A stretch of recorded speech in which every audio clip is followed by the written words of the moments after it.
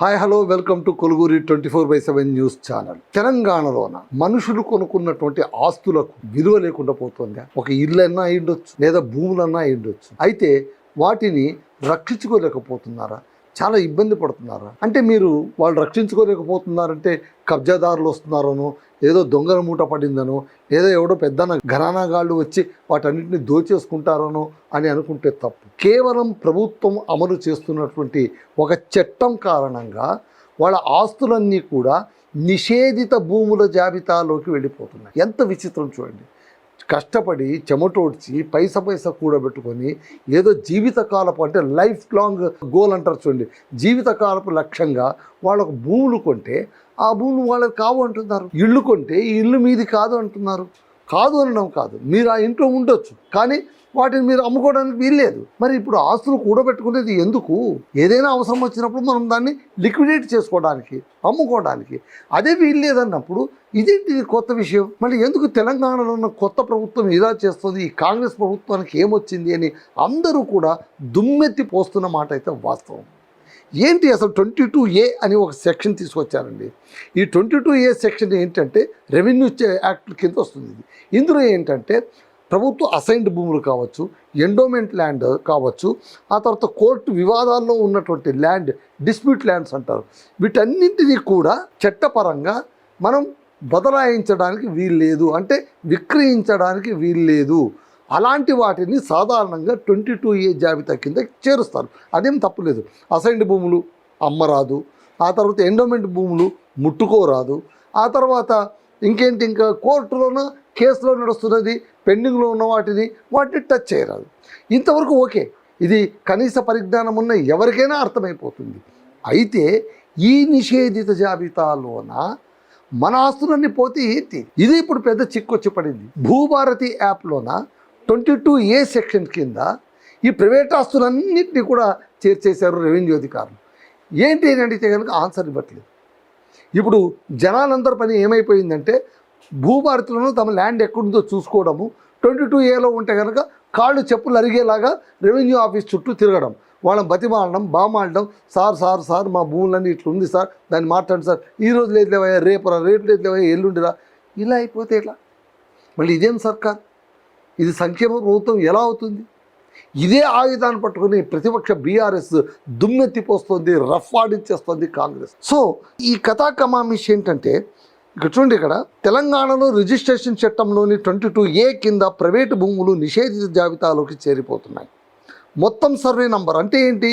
ఇప్పుడు ఒక సర్వే ఉంటుందండి, ఒక సర్వే నంబర్ కింద కొన్ని ప్లాట్లు ఉంటాయి. ఆ ప్లాట్లలోన ఒకటో రెండో గవర్నమెంట్ ఉంటుంది, ప్రభుత్వం అసైన్డ్ భూమి ఏదో ఒకటి ఉంటుంది, మిగిలినవన్నీ ప్రైవేట్ భూములు ఉంటాయనుకోండి.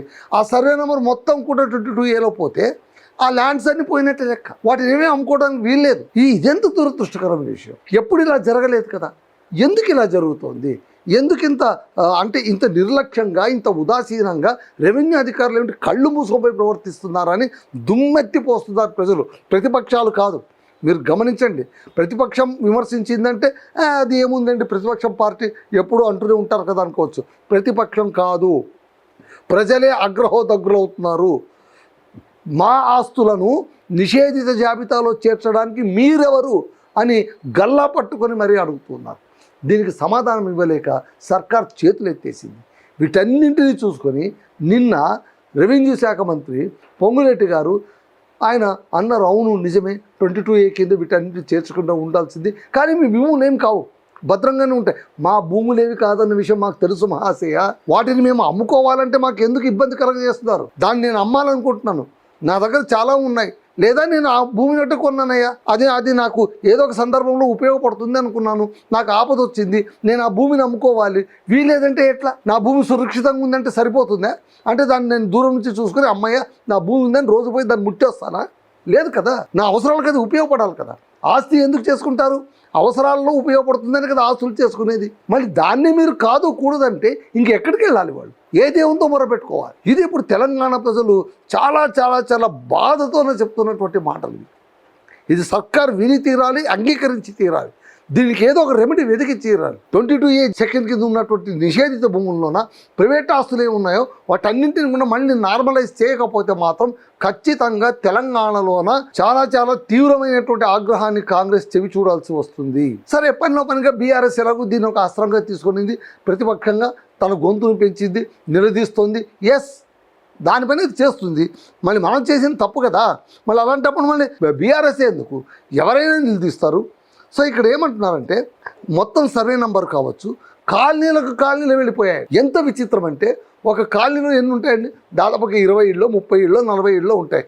అది మొత్తం కూడా నిషేధ జాబితాలో వెళ్ళిపోయింది. అంటే వాళ్ళ ఫ్లాట్లు, వాళ్ళ ఇల్లు అని కూడా నిషేధిత జాబితాలో ఉంది అనుకుంటే సామాన్య ప్రజలు, మధ్యతరగతి మనుషులు నిద్రపోతారండి రాత్రి వేళ? వాళ్ళకి నిద్ర పడుతుందా అండి? అరే, నా భూమి నా ఇల్లు నేను అమ్ముకుంటే నా అప్పులన్నీ తీరిపోతాయి, మా అమ్మాయి పెళ్ళి అవుతుందో, నేను జీవితంలో స్థిరపడతానో అని అనుకున్నటువంటి ఒక చిరుద్యోగికో లేక ఒక అల్పజీవికో ఉన్న ఇల్లు కాస్త బ్లాక్ లిస్ట్లో వెళ్ళిపోయింది అంటే అతను ఏం చేయాలి?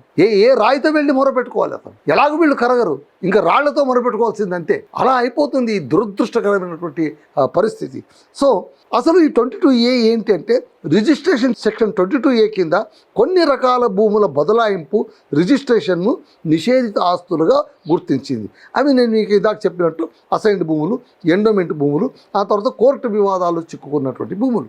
వీటన్నిటిని కూడా you should not sale, you should not register అని దాన్ని ఒక నిషేధిత జాబితాలో పెట్టారు. సమస్య అసలు ఎక్కడ మొదలైందంటే చట్టబద్ధంగా తమ పేరుపై ఉన్న ప్రైవేటు భూములను కూడా నిషేధిత జాబితాలో కనిపిస్తున్నాయనే ఫిర్యాదుల చుట్టూ తిరుగుతోంది ఈ సమస్య. కొన్ని ప్రాంతాల్లో వ్యక్తిగత ప్లాట్లు మాత్రమే కాకుండా మొత్తం సర్వే నంబర్లు, అంటే ఒక సర్వేలోనో ఒక గవర్నమెంట్ ల్యాండో, ఒక ఎండోమెంట్ ల్యాండో, లేదా ఒక కోర్టు వివాదం ఉన్నటువంటి ల్యాండ్ ఉంటే ఆ మొత్తం సర్వే నెంబర్ మొత్తం తీసుకుని 22A కింద చేర్చేశారు. ఇదంతా భూభారతి యాప్లో జరుగుతున్నటువంటి భాగవతం. మరి దీన్ని ఎవరు సరిచేయాలి? అందుకే రెవెన్యూ శాఖ మంత్రి ఉన్న పళంగా నిన్ను దిగి రావాల్సి వచ్చింది, ప్రజలతో విన్నవించుకోవాల్సి వచ్చింది. మీరేం కంగారు పడకండి, బెంబేలు ఎత్తుద్దండి, మీ ఆస్తులు పదిలంగా. మా ఆస్తులు పదిలంగా ఉండడం కాదు, మేము అనుకున్నప్పుడు దాన్ని లిక్విడేట్ చేసుకునే కెపాసిటీ, హక్కు, అవకాశం మాకుండి తీరాలి. ఇది కదా తెలంగాణ ప్రజలు అడుగుతున్నది.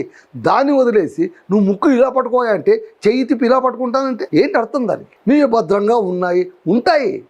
నా భూములు నాకు భద్రంగా ఉండకుండా ఎలా ఉంటుంది? కానీ అది నాకు అందుబాటులో ఉంటుందా, నాకు హ్యాండీగా ఉంటుందా, దాన్ని నేను అమ్ముకోగలుగుతున్నానా? ఇది కదా మనం ఇప్పుడు క్వశ్చన్ చేయాల్సింది. సో ఇది ఖచ్చితంగా సర్కార్ కళ్ళు తెరిచి చూడాల్సినటువంటి ప్రధానమైనటువంటి సమస్య. దీన్ని మనం ఖచ్చితంగా అడ్రస్ చేసి తీరాల్సిందే. సో ఒక పెద్ద సర్వే నంబర్లో కొంత భూమి మాత్రమే ప్రభుత్వ అవసరాలకు వెళ్ళి ఉండొచ్చు, కానీ రికార్డులో మొత్తం సర్వే నంబర్ నిషేధితంగా నమోదైతే మిగిలిన ప్రైవేటు భూమి యజమానులు కూడా అమ్మకం, బదలాయింపు వంటి లావాదేవీల్లోన వాళ్ళు ఏమాత్రం కూడా చేయడానికి వీల్లేదు. సో దీని మొత్తం సర్వే నెంబర్ మొత్తం అక్వైర్డ్గా చూపే సమస్యలకు ప్రత్యేక గ్రీవెన్స్ ప్రక్రియ ఇప్పుడు మొదలైంది. సో ఇప్పుడు గ్రీవెన్స్ ఒకటి మొదలైంది. అంటే మీరు ఫిర్యాదులు చేయండి, మీ భూములు ఏమైనా ఆ నిషేధిత జాబితాలో ఉంటే మాకు వివరాలతో సహా చెప్పండి, మేము దాన్ని సరిదిద్దుతాము అని ఇప్పుడు అంటున్నారు కళ్ళు తెరిచినటువంటి రెవెన్యూ శాఖ అధికారులు. ప్రజలకు ప్రధానంగా ఎదురవుతున్నది ఇదే. ఈ భూమి నాదేనా, ఈ ప్లాటు నాదేనా, ఇది నేను అమ్ముకోవచ్చా, ఇది నాదే అనుకోవడానికి నా దగ్గర ఉన్న ఆధారం ఏంటి, మళ్ళీ ఎందుకు ఇది 22A సెక్షన్ కింద ఆ నిషేధిత జాబితాలోకి వెళ్ళిపోయింది? ఇదే వాళ్ళు అడుగుతున్నటువంటి ప్రశ్న అనమాట. భూమి అమ్మాలనుకున్నప్పుడు రైతు లేదా మధ్యతరగతి కుటుంబం రిజిస్ట్రేషన్ చేయలేకపోతే, అంటే రిజిస్ట్రేషన్ చేయకుండా మనం దేన్ని అమ్మలేము కదా. ఇప్పుడు ట్రాన్స్ఫర్ చేయాలి, నా ఆస్తిని ట్రాన్స్ఫర్ చేయాలి, వేరే ఒకరికి అమ్మాలి అంటే నా పేరు పైన ఉన్నదాన్ని అతని పేరు పైన బదలాయించాలి. బదలాయిస్తేనే కదా సేల్ పూర్తయినట్టు. మళ్ళీ బదలాయించాలంటే అతని పేరు పైన రిజిస్టర్ చేయించాలి. అతని పేరు పైన రిజిస్టర్ చేయించడానికి వీలు లేదు అన్నప్పుడు నా అమ్మకం చెల్లదు. ఎలా చెల్లుతుంది? అస్సలు చెల్లదు. ఇది ఇప్పుడు వస్తున్నటువంటి ప్రధానమైనటువంటి సమస్య. బీఆర్ఎస్ నేత హరీష్ రావు ప్రభుత్వం 2023 డిసెంబర్ నుంచి 22A జాబితాలో చేర్చిన భూములపై వైట్ పేపర్, శ్వేతపత్రం విడుదల చేయాలి. మీ సర్కారు వచ్చినప్పటి నుంచి ఇప్పటిదాకా ఎన్నెన్ని భూములను, ఎన్నెన్ని కాలనీలను నిషేధిత జాబితాలో చేర్చారో మొత్తం వైట్ పేపర్ మీరు విడుదల చేయాల్సిందే, శ్వేతపత్రం విడుదల చేయాల్సిందే అని డిమాండ్ చేస్తూ ఉన్నారు. సో ఈ విధంగా చూస్తే మళ్ళీ ఎక్కడికి పోతుందో ఏమవుతుందో చూడాలి. అందుకే ప్రభుత్వం తప్పుగా నమోదైన ప్రైవేటు భూములను వేగంగా, వీలైనంత వేగంగా డీనోటిఫై చేయాలి.